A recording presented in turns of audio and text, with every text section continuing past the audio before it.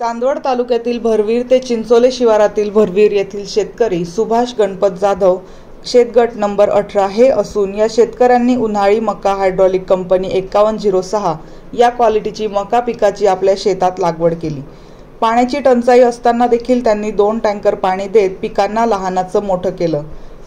काढणीला पीक आलं होतं, मात्र या शेताला अचानक आग लागल्यामुळे मका संपूर्ण जळून खाक झाला आहे। या मक्याला सरासरी 15 ते 16 हजार रुपये खर्च लागला होता। काढणीनंतर उत्पन्न 55 ते 60 हजार मिळाले असते, परंतु अचानकपणे आग लागल्यामुळे नुकसान झाले आहे। आगीचे कारण अस्पष्ट असून शेतकऱ्याने मदतीची मागणी सरकारकडे केली आहे। मकाचं तसं विशेषतः कारण म्हणजे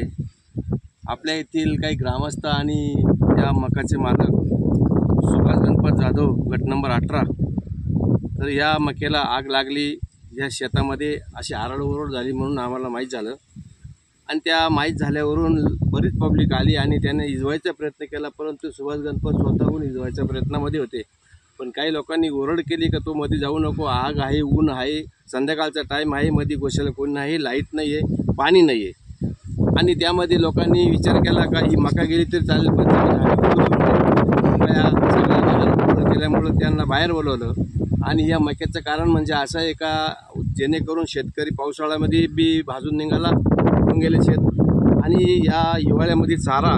करावा म्हणून बियाणं चांगलं शोधून बी टाकलं आणि ते पण चांगलं आलं, त्याला दाणे पण भरपूर होते, परंतु या आगीमुळे त्यांचे नुकसान झाली। या नुकसानाच्या माध्यमातून आपण त्यांना सहकार्य करायची भूमिका ठेवा आणि त्या माध्यमातून आपण जो मीडियासमोर बोलतो आणि प्रत्यक्ष शेतामध्ये उभं आहे त्या शेतकऱ्याला जेणेकरून जेवढी मदत शासनाने देण्यात येईल तेवढी द्यावा ही मी सरकारला विनंती करतो। काय सांगाल, आग लागायचं काही कारण लागायचं काही समजलंच नाही, त्या वाटा करून आग लागले ते दिसतंय चिन्ह, परंतु लोकांचं असं म्हणणं आहे का इथं कोणी रस्त्याला जात होतं का दारोडे बेरोडे, कारण हा रस्ता आहे, कोण दारोडे जाते गारोडे जाते, पेटे लोक रात्री कुठेतरी चोरून लपून बिड्या पेटे आहे अशी शंका 10-5 लोकांनी काढली, परंतु त्याच्यामध्ये काही लोकांचं म्हणणं असेल बा ते पळून गेले असतील, काय झालं असेल, परंतु त्याचं घर 1000 फूट अंतरावर आहे,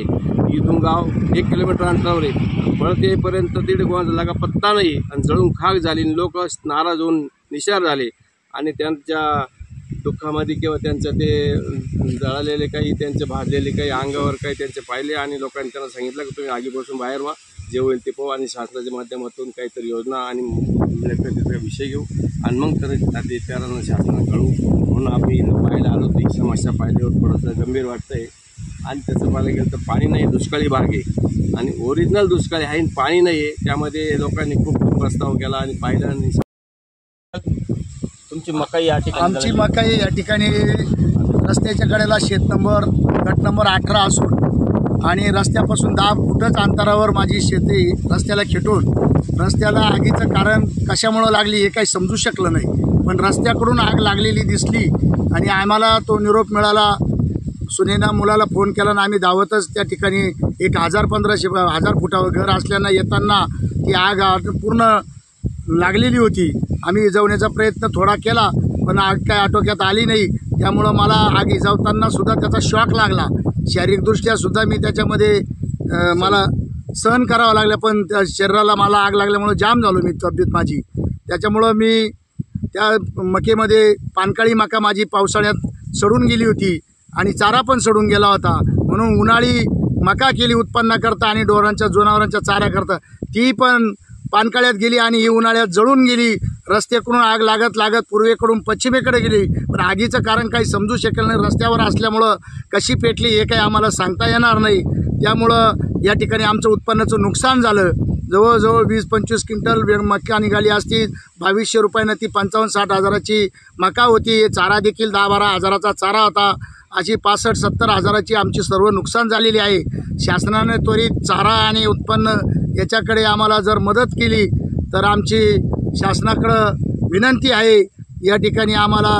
योग्य तो लवकरात लवकर मदत मिळावी अशी आमची अपेक्षा आहे।